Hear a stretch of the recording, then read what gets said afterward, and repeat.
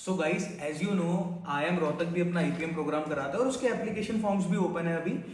उसका जो एग्जाम है वो आपका मई में होने वाला है। आज की वीडियो है basically how to crack IPM at Rohtak और आपको क्या टिप्स एंड स्ट्रैटेजीज फॉलो करनी पड़ेगी। तो उसमें हम प्रॉपरली बात करेंगे फॉर अ 1 ईयर 2 ईयर या जो अभी बच्चा इस एक महीने बाद पेपर देने वाला है। ठीक है, सो आई स्टार्ट विद वो बच्चा जिसका एक महीने बाद पेपर है। So particularly for that audience आपको ये चीज समझनी पड़ेगी। First of all I start with the syllabus कि देखो there are 3 subjects which comes in the exam, that is जो आपके सबसे पहले आपको QA, BA and LR, ये आपको तीन बेसिकली सब्जेक्ट्स देखने को मिलेंगे। इसमें 40 क्वेश्चन ईच आते हैं। ठीक है, अब सबसे पहले वर्बल एबिलिटी की बात करता हूं। तो वर्बल एबिलिटी आपका 3-4 सेगमेंट से कॉम्प्राइज होता है। आपको आरसीज देखने को मिलेंगे। आरसीज में उनके अंदर ही आपके एक दो तीन सेगमेंट्स और होते हैं, जैसे पैरा समरीज होती है, ठीक है, आपके पैरा कंप्लीशंस होती है। ठीक है, तो ये सब चीज आपको देखने को मिल सकती है। अपार्ट फ्रॉम दैट फिर आपको ग्रामर, पैरा जंबल्स और आपको वोकैब, ये मेजरली पार्ट है जो आपको एग्जाम में देखने को मिलेगा। सो आई बिलीव जो बच्चे अभी एक महीने बाद एग्जाम देने वाले हैं उन्होंने काफी हद तक चीजें प्रिपेयर कर ली होगी। अगर नहीं करी है तो हम लोग इस पे भी एक वीडियो लेके आएंगे for a 1 month strategy how to crack the respective exam. Because guys या तो आप लोगों के बोर्ड्स चल रहे होंगे या तो आप ड्रॉपर हो, तो आप एम्पल अमाउंट ऑफ टाइम दे सकते हो उस चीज पे। तो जिसके बोर्ड्स चल रहे होंगे उसके लिए थोड़ा सा हम अलग से उनको उस सेगमेंट ऑफ ऑडियंस को अलग से गाइड करेंगे। लेकिन जिनके बोर्ड नहीं चल रहे हैं, जो ड्रॉपर है, उनको हम अलग से गाइड करेंगे। So you have an ample amount of time, you can follow with the syllabus. जितने मॉक्स लगा सकते हो उतने लगाओ, that would be very beneficial for you. So coming on to the very next point, तो मैंने आपको सिलेबस का बाइफर्केशन बताया, इंग्लिश का अभी तक मैंने आपको थोड़ा सा बताया। Then I will go with LR. See LR is analytical reasoning. Analytical reasoning generally मैंने अपनी बहुत वीडियोस में पहले भी कहा है, analytical reasoning is basically it is trying to test your aptitude, your IQ. आपको सीरीज के क्वेश्चन मिलेंगे, आपको फिर से लॉग्स के क्वेश्चन देखने को मिल सकते हैं। I am naming some of the chapters, ये ऑर्डर में कर लेना, मोस्ट इंपॉर्टेंट चैप्टर्स की तरह आप समझ सकते हो इन्हें। Okay, series, analogy, then I will go with blood relations, ranking, then you can go with missing figures. कम आता है मिसिंग फिगर्स को इतना मत रखना। Then you can go with syllogisms, बहुत इंपॉर्टेंट। ठीक है, then you can go with clocks and calendars, बहुत ज्यादा इंपॉर्टेंट। ठीक है, कैलेंडर के तो क्वेश्चन देखने को मिलते ही मिलते हैं। इवन आप पीजी लेवल का एग्जाम भी उठाओ, वहां भी आपको कैलेंडर के क्वेश्चन देखने को मिलेंगे। ठीक है ना, for many of the respective universities, CAT के एग्जाम को छोड़ के बाकी मेजरली आपको हर एक एग्जाम को देखने में मिलेंगे ही मिलेंगे, जैट को भी छोड़ के। सो ये चीज आप ध्यान रखना है, काफी ज्यादा इंपॉर्टेंट टॉपिक्स अभी तक मैंने जो बताया। ठीक है, फिर लॉजिकल वेन डायग्राम्स। ये सब जो टॉपिक्स है ना, काफी ज्यादा बेसिक टॉपिक्स हैं। आप इन पे रिवीजन वगैरह करके आप इनको डेफिनेटली कर सकते हो। कोडिंग डिकोडिंग भी इसमें ऐड कर देना। ये जितने मैंने अभी आपको अब तक टॉपिक्स बताए एलआर के लिए, काफी हद तक आपको बेनिफिशियल साबित होंगे। मेजरली इन्हीं में से आपको पेपर देखने को मिलेगा। ठीक है, ये अगर आपको स्ट्रांग होते हैं बहुत ज्यादा हेल्प साबित हो जाएगी। फिर कभी कभार ये लोग क्या करते हैं, ये लोग थोड़ा सा ना कैट बेस्ड पजल भी देते हैं, मतलब उस लेवल की नहीं, थोड़ा सा बेसिक सी, एक पजल दे दी, 4-5 क्वेश्चन उसी से दे दिए। यू कैन प्रैक्टिस कैट के थोड़ा पुराने वाले पीवाईक्यूज आप कर सकते हो। अभी आजकल वाले तो थोड़े हैवी होंगे, पहले वाले आप पीवाईक्यूज कर सकते हो। आईपी मैट इंदौर में एक पजल ऐसा आता ही है, तो that if you prepare for the same exam, वो आपका आईपी मैट रोहतक में भी कवर हो जाएगा। चलो अब कमिंग टू द क्यूए। यार क्यूए में पर्टिकुलरली आपको समझना पड़ेगा, 3-4 कंपोनेंट्स होते हैं। अर्थमेटिक आपकी बिल्कुल स्टैंडर्ड मैथ्स होती है। ठीक है, जैसे उसमें मैंने बहुत बारी बताया भी है। फॉर एग्जांपल उसका जो कंपोनेंट होता है, दैट स्टार्ट्स विद आपका percentage, SI CI, profit loss, averages, mixture alligation, ठीक है, रेशियो प्रपोर्शन, देन आपका फिर time work and time distance speed. ठीक है, ये काफी ज्यादा important chapters. Number system you can also add. ये सब चैप्टर्स आप कर लो, आपका अर्थमेटिक वाला पार्ट खत्म। बहुत ज्यादा आपको फ्रूटफुल साबित होगा if you like complete with the total arithmetic. Then algebra में you can go with series. ठीक है, apart from series you can go with linear function, quadratic function, ये आपके क्लास 10th में ही थे। थोड़ा सा अगर आपको हायर लेवल पे जाना है, फिर आप you can go with functions. ठीक है, फंक्शंस में आपको कुछ इंपॉर्टेंट बताया था, मॉडुलस वेरी इंपॉर्टेंट। देन आपका क्यूबिक फंक्शन, ठीक है, क्वाड्रेटिक वो तो उसमें हो ही जाएगा, that is a parabola. Apart from that, ठीक है, इतना बहुत रहेगा। हाँ, logarithm you can also include, और जीआईएफ, ग्रेटेस्ट इंटीजर फंक्शन। तो ये आपको मैंने जितने फंक्शन बताए मोर देन इनफ है। लॉग्स की सारी प्रॉपर्टीज वगैरह याद कर लेना, डायरेक्ट क्वेश्चन आ जाता है प्रॉपर्टी का।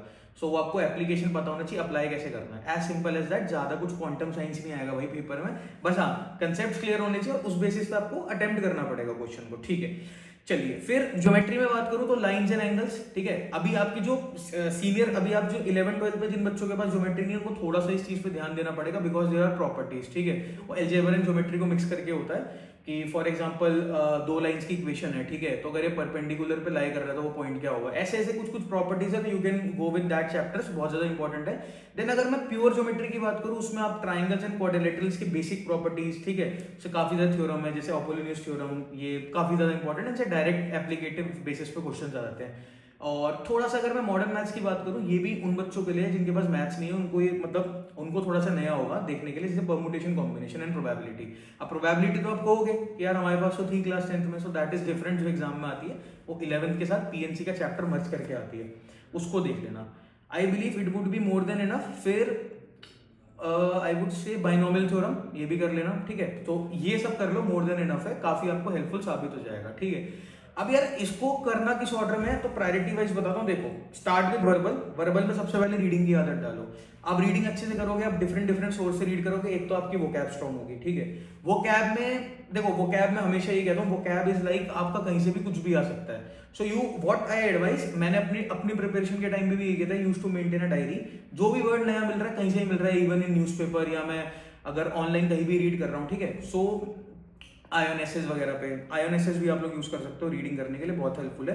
तो उसमें what I use to do कि जो भी मुझे कोई नए वर्ड मिल रहा है या कुछ भी मिल रहा है, मैंने गूगल से मीनिंग समझा, उसको लिख लिया, ठीक है, ऑर्डर वाइज कि ए में है, बी में है, किस में है, ठीक है। तो उस हिसाब से यू कैन डू, काफी ज्यादा हेल्पफुल साबित होगा। I would not suggest word power made easy करो अभी, हाँ, लेकिन उन बच्चों, वो बच्चे कर सकते हैं जिनका नेक्स्ट ईयर एग्जाम है, तो वो ना थोड़ा थोड़ा वर्ड पावर मेड इजी भी पढ़ सकते हैं, 10-15 मिनट दिन का थोड़ा थोड़ा वर्ड्स को एक्सप्लोर कर सकते हो, मोर देन इनफ है। रीडिंग ट्राई करो आधे घंटा 2 दिन का, ठीक है, कोई भी बच्चा हो जिसका 2 महीने बाद भी एग्जाम हो, जो बोर्ड्स भी दे रहा हो, थोड़ा सा प्लीज ट्राई, थोड़ा सा इस चीज का कोशिश करो कि यार बीच में ना आप एटलीस्ट आधा घंटा तो निकाल पाओ रीडिंग का, काफी ज्यादा हेल्पफुल साबित होगा। Then go with the grammar rules. उसके लिए मैं आपको यही बेस्ट रिकमेंड करता हूँ, एसएससी बैंकिंग की आपकी जो भी बुक्स हैं, अरिहंत वगैरह की गाइड्स आती हैं, उनको यूज कर सकते हो। आप ऑनलाइन मटेरियल देख सकते हो ग्रामर्स के रूल्स का, थोड़ा सा अगर आप चाहो तो मैं आपको टॉपिक्स भी बता देता हूँ ग्रामर में, noun, pronoun, adjective, adverb, preposition, conjunction, verb और इंटरजेक्शंस, ठीक है, ये तो पार्ट्स ऑफ स्पीच हो जाता है। फिर सब्जेक्ट वर्ब एग्रीमेंट बहुत ज्यादा इंपॉर्टेंट है, इससे डायरेक्ट आपको रूल्स के क्वेश्चंस देखने को मिल सकते हैं। आपको आर्टिकल्स से क्वेश्चन आ सकते हैं, that is an part of adjectives, ठीक है। आर्टिकल्स में बेसिकली आपको सिलेबल बेस्ड क्वेश्चन आएंगे, जैसे MBA, even it starts with an M, लेकिन हम ए एन लगाते हैं क्योंकि ए वो जो साउंड है ना वो वॉवल वाला आता है, तो ये सब चीजें समझना, इनके डायरेक्ट क्वेश्चन आते हैं पेपर में, ठीक है। उसके अलावा ठीक है, पैरा समरीज के लिए आई वुड से थोड़ा कैट वगैरह का पैरा समरीज कर लेना। आईपी मैट रोहतक का पीवाई तो रिलीज नहीं होता है, तो आप आईपी मैट इंदौर के पीवाई फॉलो कर सकते हो, इवन कैट के भी पैरा समरीज फॉलो कर सकते हो, बहुत ज्यादा हेल्पफुल रहेगा। So this is more about how you can go with in order with your verbal ability. फिर मैथ्स में आई वुड से कि अर्थमेटिक बेसिक है, उसको पूरा खत्म कर लो, ठीक है। Then go with your algebra. Algebra में you can start with your linear equation, quadratic equation, then you can go to series वाला पार्ट, ठीक है, उसको इस तरह से रखो। अगर आपको लगता है मॉडर्न मैथ्स में बहुत ज्यादा दिक्कत आ रही है, सो मेक श्योर कि आपका अर्थमेटिक एल्जेब्रा बहुत ज्यादा स्ट्रांग हो, ठीक है, कि कहीं से भी क्वेश्चन आ जाए you are able to do that. Still I suggest कि ऐसे छोड़ना तो कुछ भी मत। ज्योमेट्री को थोड़ा सा तुम लोग स्किप कर सकते हो, अगर तुम्हें लग रहा है कि यार फॉर्मूला ओरिएंटेड बहुत ज्यादा, I can not remember this much, you can skip it, but yeah you need to make sure कि ये जो रिमेनिंग मैंने चीजें बताई आपको पूरी कंप्लीटली अच्छे से पढ़नी पड़ेंगी, कि इसमें आपकी 90% से ऊपर एक्यूरेसी बने ही बने, ठीक है। और फिर एलआर के लिए तो मैंने आपको बताया ही था कि एलआर के लिए you can do with what ever chapters I have suggested, you can start with blood relations, ठीक है। फॉर एग्जाम्पल फिर आपको रैंकिंग ठीक लगता है, you can go with ranking, series, coding, decoding. यार क्लॉक्स कैलेंडर ये बहुत ज्यादा इंपॉर्टेंट है। फिलॉसफी 3 चैप्टर तो बहुत ज्यादा इंपॉर्टेंट है, इनसे तो क्वेश्चन आएगा ही आएगा, ठीक है, तो ये तो कर ही लेना अच्छे से, ज्यादा मुश्किल नहीं है, थोड़ा सा नया लग सकता है देखने को, वही है, स्टार्टर चीजें हैं। बहुत लोगों ने ऑनलाइन बहुत अच्छी अच्छी वीडियोस डाल रखी है, फ्री रिसोर्सेज इनके बहुत अच्छे अवेलेबल है, तो आप वो भी देख के कर सकते हो। So I think this was all about सारे सेक्शंस, आपको कैसे क्या अटेम्प्ट करना है। अब थोड़ा सा एक्यूरेसी की बात करेंगे ओवरऑल एग्जाम में। सो देखो, that depends upon exam to exam.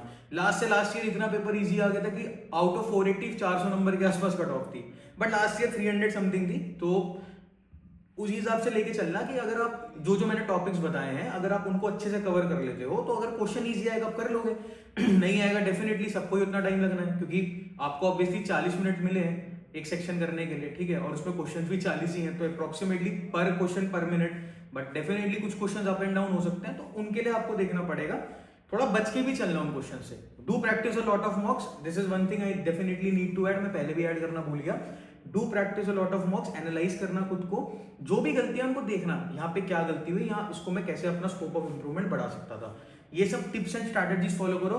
Definitely आपका एग्जाम क्रैक होगा। उसके बाद फिर आपका एक इंटरव्यू का राउंड होता है। अब बहुत बच्चे क्या करते हैं, एग्जाम में बहुत हाई स्कोर लाने के बाद भी रिजेक्ट हो जाते हैं। क्यों? क्योंकि वो इंटरव्यू के लिए प्रिपेयर नहीं करते हैं। वो बेसिकली उनके पास यही अवेयरनेस नहीं होती कि इस रिस्पेक्टिव प्रोग्राम में जाना क्यों है।